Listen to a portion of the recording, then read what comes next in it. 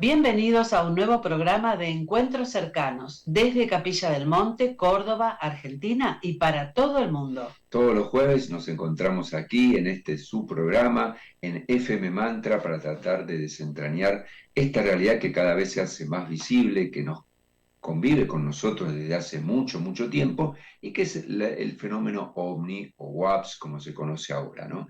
Y hoy les traemos un tema súper, súper interesante, que está muy relacionado con posibles evidencias del paleocontacto, es decir, del contacto alienígena en la antigüedad. Claro que sí, estamos hablando de las pruebas nucleares y de las armas nucleares en el pasado remoto, ¿no? Ahora, lamentablemente, las noticias nuevamente de esta guerra entre Irán, ¿no es cierto?, e Israel, donde hay otras potencias también involucradas, y siempre la amenaza de las armas nucleares, ¿no? Con la destrucción y la muerte que provocan. Pero en el pasado, aparentemente, ya han ocurrido estos eventos catastróficos y hoy traemos la evidencia, los hallazgos que se han descubierto a lo largo del tiempo en diferentes lugares del planeta que Sí. dan cuenta de esas explosiones nucleares. Realmente hemos traído una lista donde vemos que no fue una, no fueron dos, fueron varias veces donde hubo estas explosiones nucleares que aún hoy quedan vestigios y que nos permite desarrollar esta teoría del paleocontacto, ya sea por conflagraciones o también por utilizarlas como un espacio o espacio puerto, se le decía en Sumeria, donde salían y regresaban naves fuera de nuestro planeta. Es muy interesante, muy inquietante también, porque nos habla de que no solo nosotros como especie hemos trabajado con la energía nuclear, sino posiblemente otras civilizaciones que han dejado su huella aquí en el planeta Tierra. Y vamos a comenzar, Fernando, este recorrido recordando el año de 1945, ¿no es cierto? Donde va a ocurrir lamentablemente las detonaciones de esta bomba atómica en Nagasaki, en Hiroshima. Pero antes de esto, las pruebas Trinity, ¿no es cierto?, Claro. para comprobar la efectividad de este desastre nuclear que eran estas bombas. Su director Oppenheimer estuvo al frente de este proyecto Manhattan y de las pruebas Trinity. Claro, todo inició un 16 de julio de 1945 a las 5:30 de la mañana. Obviamente con un montón de inquietudes porque había variables que no sabían cómo manejarlas, inclusive por ejemplo el tema del clima. Hasta último momento se estuvo pensando cuándo se podía detonar, pero a las 5:30 de la mañana de ese 16 de julio se produjo la explosión con algunas inquietudes porque no pudieron cuantificar a través de mediciones el efecto tan grande y devastador que tuvo esta bomba, tal es así que después se tiraron, yo creo, sin tomar conciencia, esas dos bombas nucleares en Hiroshima y Nagasaki, aún hoy se recuerda semejante evento, semejante desastre que ha hecho en la humanidad, ¿no? Entonces, para nosotros, mitad del siglo XX fue el punto de inicio de este estudio, de esta investigación, de estas detonaciones nucleares en la actualidad y en el pasado también. Fruto de esas pruebas, de las pruebas Trinity, Fernando, se encontró allí en el desierto de Nuevo México un material diferente que se va a conocer luego como los famosos cristales del desierto. Mm. Se lo bautizó como Trinitita, ¿no? Y la Trinitita, por el proyecto o la prueba Trinity, era la arena vitrificada, ¿no? Claro. Que formaba como un plastificado, digamos, sobre la superficie donde explotó la bomba, quedando esa arena transformada en vidrio. Hablamos de temperaturas que superan los 1700 grados centígrados o los 3000 grados Fahrenheit, ¿no? Y bueno, esto, que parece un invento del siglo XX, en manos y el cerebro de Oppenheimer detrás de este evento, en realidad vamos a hacer la conexión con el pasado. Y aquí aparece, Fernando, un personaje, un geólogo que se llama Patrick Clayton. Resulta que llega a Patrick Clayton muestras de esta trinitita, ¿no? Y él, del 45, él dice, esto yo ya lo vi en otro lado. Y resulta que sí, lo había visto 10 años antes en el desierto allí en Egipto, ¿sí? Él estaba en una expedición precisamente en 1932, hablamos de una década antes de la prueba Trinity, estaba recorriendo Egipto haciendo sus exploraciones y iban en unos móviles, en unos jeeps, y encuentran, o mejor dicho, sienten un sonido extraño, ¿no? Cuando se Mientras, van cuando desplazando. se van Ah, desplazando como si fuera vidrio, que pisaban vidrio, pero estaban en la arena del claro. desierto. Entonces se bajan de los vehículos y comprueban que estaban debajo de la superficie de la arena, había una especie de vidrio que en realidad era arena vitrificada. Y Que ahí tenía características similares, ¿no? similares de color verdoso y bueno, por el efecto de pisarlo, se había transformado, ¿no es cierto?, en pequeños cristales, ¿no? Entonces, Claro, cuando él ve las muestras de trinitita, recuerda el evento de Egipto y dice, ¿cómo puede ser? 10 años antes de que se invente la famosa bomba atómica, yo ya me encontré con la trinitita en Egipto. Y allí comienza todo un recorrido, ¿no es cierto?, de diferentes descubrimientos y claro. comprobaciones de que en otros lugares del planeta, en un pasado remoto, ya habían ocurrido también, lamentablemente, estas explosiones nucleares y, bueno, seguramente la utilización de armas. Y acá queda la pregunta, ¿no? ¿Quiénes inventaron esas armas y quiénes las utilizaron y para qué? Claro, vamos a ir de menor a mayor porque hay algunas historias que ya están dentro del conocimiento del público en general, que nos remiten a historias que tienen que ver con la religión. Pero hicimos un listado, permítanme, de distintos lugares del mundo donde aparecen estas superficies de arena vitrificada con estas características.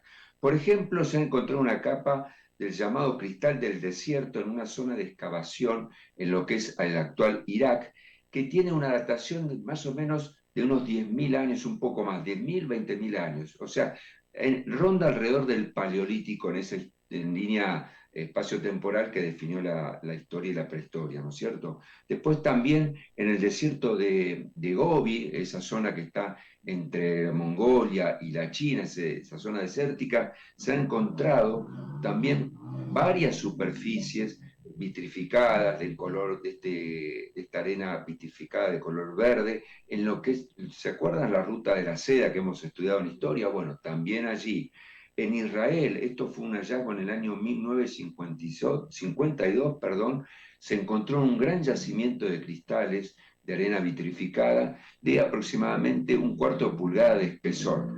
Esto habla de que la energía con que se produjo esta explosión fue verdaderamente importante y pudo haber sido producto o de una arma nuclear o también, que después vamos a llegar a explicar por qué, de la deflagración de las toberas de alguna nave que ascendía y salía de la Tierra. Claro que sí, todas estas son formulaciones que desde el paleocontacto nosotros sostenemos, ¿no? Junto con todos los teóricos de los antiguos astronautas que hablan, por supuesto, de esta posibilidad, los antiguos llamados dioses que ya tenían esta alta tecnología. Claro. Mientras tanto, la ciencia oficial trata de dar explicaciones. ¿Cómo es que se produjo esa trinitita, esa arena vitrificada que toma ese color verdoso y que tiene apariencia de vidrio? Muchos hablan de meteoritos, se pudo haber estrellado meteoritos, pero bueno, no hay cráteres en las zonas donde están los cristales del desierto. Cuando Claro, es impacta un una superficie meteorito, plana. claro, cuando impacta un meteorito, lo primero es el cráter, ¿no?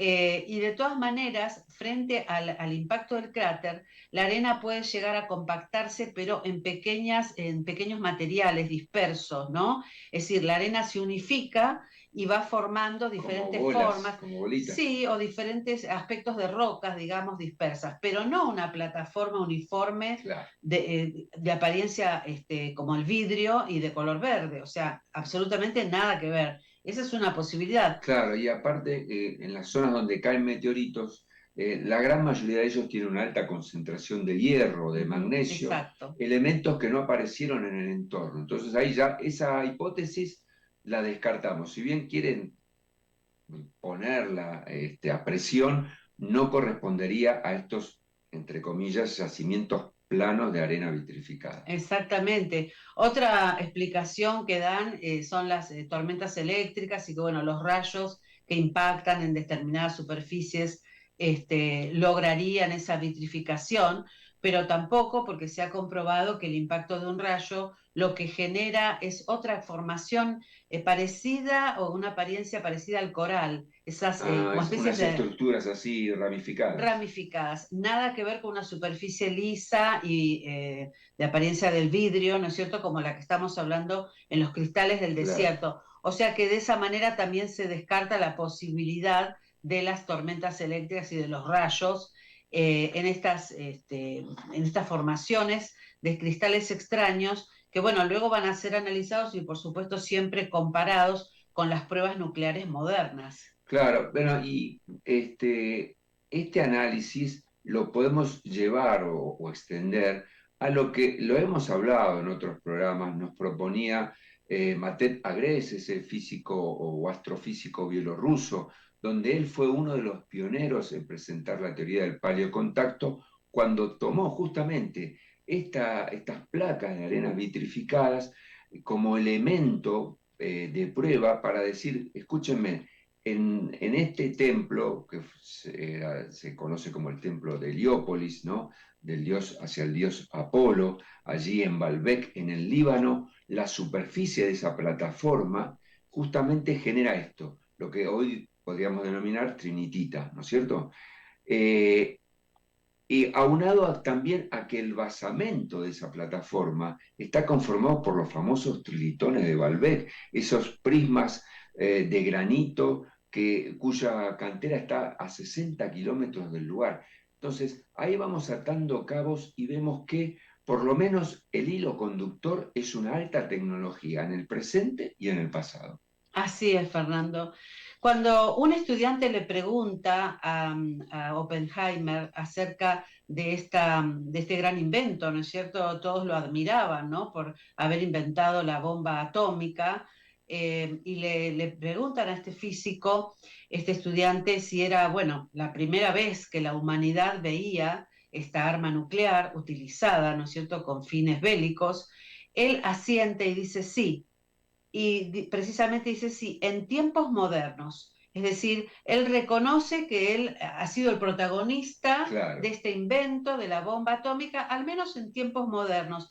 Y deja ahí como tres puntos suspensivos, como diciendo, en el pasado ya se utilizó. Yo soy el protagonista o el autor de reinventar Claro. esto ahora, en estos tiempos. Y siempre quedó ahí resonando esa respuesta que le da a este estudiante. Recordemos que Oppenheimer era un gran estudioso de textos antiguos, ¿no? Claro, de textos védicos Uh -huh. escritos en sánscrito, sobre todo el Mahabharata. Él aprendió sánscrito para poder interpretar en la lengua original qué era lo que querían decir esas prosas, ¿no? Esos versos, locas se llaman en sánscrito. Y es muy interesante porque evidentemente él nos dio una información encriptada, porque él dice, en estos tiempos modernos, por lo cual colegimos que él asume que estas detonaciones nucleares también estuvieron en el pasado y están muy relacionadas con el paleocontacto. Hay otros ejemplos que vamos a ir dando en el transcurso de este programa, ¿no? Claro que sí. Bueno, aquí tenemos también el dato en 1970 Sí. en Gabón, en África, también frente a una expedición que se hacía para encontrar uranio, ¿no? Un yacimiento de uranio. Estaba esta expedición al mando de los franceses en esa zona. Ah, porque era colonia francesa, ¿no? En aquel Exactamente, momento. pero se van a encontrar con un yacimiento como si ya hubiera sido utilizado en el pasado, en una zona virgen que nunca se había explorado, pero encuentran un camino recto, ordenado, como si alguien ya lo hubiera utilizado en el pasado. Y lo curioso fue que el uranio que encontraron en la zona no estaba puro. Por ser un yacimiento, entre Ah, comillas, mira. virgen, debería haberse encontrado sin manipulación, ¿no? claro, claro. Y ese uranio tenía otros materiales, otros componentes que no se encuentran en la naturaleza en forma natural, Claro, ¿no? como que estaba combinado por algún proceso, ya sea una explosión o algún Claro, cambio químico. los que lo analizaron allí en la década del 70 dijeron que lo que encontraron era un uranio similar al que se obtiene en las centrales nucleares. Epa, claro, cuando entran en reacción. Exactamente, ¿y qué hacía eso allí donde teóricamente nadie antes había explorado esa zona, ¿no? Es muy interesante este dato en particular porque corroboraría la acción minera que tuvieron los Anunnakis de acuerdo a las tablillas cuneiformes, ¿no? Todos sabemos que el primer yacimiento minero hacia el cual se dirigieron los Anunnakis estaba en África, así que Exacto. podría ahí haber esta conexión de tecnología avanzada en la antigüedad. Exactamente. Otro lugar, Fernando, en Pakistán, Mohenjo-Daro, Uh, ¿no es cierto?, que tiene tantas intrigas este lugar. En 1927 se encuentran las ruinas, ¿no es cierto?, de esta antigua ciudad, Mohenjo-Daro, y también con arenisca vitrificada, ¿no es cierto?, estos cristales famosos del desierto, ¿no? Una ciudad fundida a altas temperaturas y se ha especulado que podría haber ocurrido un gran incendio, pero no tendrían que haber sido altísimas claro. temperaturas, se descarta esa posibilidad. Inclusive creo que tiene un alto índice de radiación, ¿no? La arena. Exactamente. En algún momento se habló de alguna,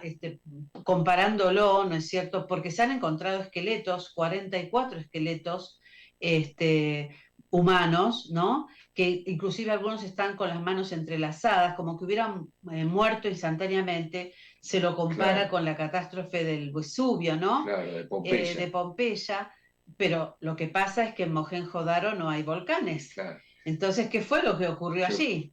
bueno, y esto se asocia con otra ciudad-estado, porque Mohenjo-Daro es considerada una ciudad-estado, como es la de Jarapa, donde hubo civilizaciones muy avanzadas, ya sea ordenadas desde lo social, desde el planeamiento urbano, tenían un desarrollo que era típico con respecto a las etnias que estaban en el entorno. Y tal es así que estas deflagraciones radiactivas o atómicas han perdurado en el tiempo, que actualmente en la India la población que van haciendo tiene un alto índice de natalidad con malformaciones. Eso es muy importante tener en cuenta porque evidentemente ha quedado en el entorno, en el medio ambiente, este tipo de radiación que afecta a las personas, ¿no? Exactamente. Bueno, el mismo Oppenheimer llegó a decir que ahora me he convertido en la muerte, el destructor de mundos. Él hacía la comparación, ¿no es cierto?, con los dioses antiguos Claro, hindúes, con Shiva, ¿no? Decía antes Fernando, leía el sánscrito, leyó el Bhagavad Gita en sánscrito, él estaba embelesado, ¿no es cierto?, con esta antigua cultura y seguramente recibió esa inspiración para su descubrimiento mortal, ¿no? La famosa bomba atómica. Bueno, hay otro elemento, Fernando, otra arma mortífera que es descrita en el sí. Bhagavad Gita, el Brahmastra. El Brahmastra dicen que solo con una detonación o con un rayo podía destruir todo a su paso, ¿no? Y estamos hablando de textos antiguos que dan cuenta del origen de esta civilización. Claro, creo que en ese texto hablan de que los pájaros se convierten en polvo blanco, que es un poco lo que pasó con la gente que era alcanzada por el hongo nuclear en Hiroshima y Nagasaki, ¿no? Y hablando del Mahabharata y el Bhagavad Gita, sabemos que el Vamanaika Shastra es un libro que ha recopilado el conocimiento de las construcciones antiguas de esas aeronaves, las famosas vimanas. Ujú.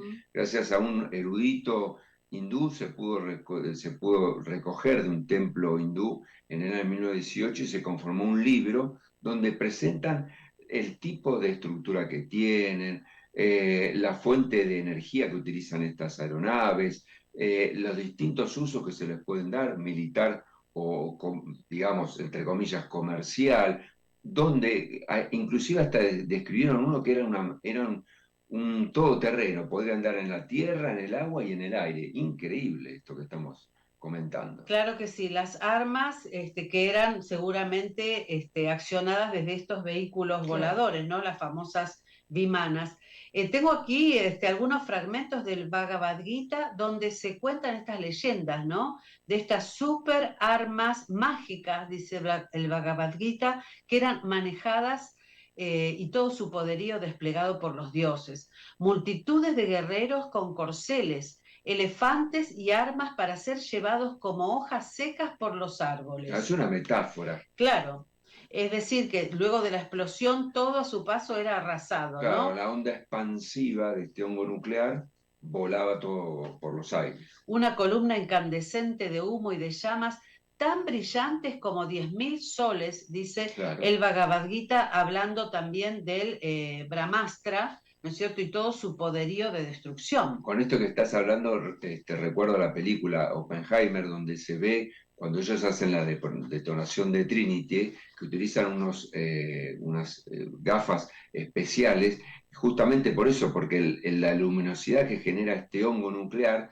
es como 10.000 soles, Claro. ¿no? Es muy, muy fuerte. Obviamente nos cegaría si lo pudiéramos ver a simple vista. Bueno, hay textos que realmente son para pensar, ¿no?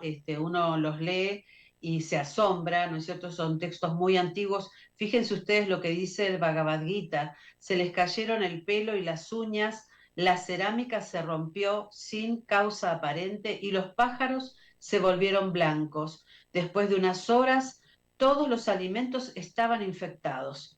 Cualquier objetivo que golpeaba el Brahmastra sería destruido por completo. La tierra sería estéril y sin vida, la lluvia cesaría y la infertilidad en los humanos y en los animales continuaría por eones de tiempo, con lo cual, bueno, hasta el día de hoy, como decía Claro. Fernando, hay zonas que están todavía contaminadas con radiación, ¿no es cierto?, nuclear. Claro, y es increíble porque es una descripción de lo que ocurrió exactamente en Hiroshima y Exacto. Nagasaki.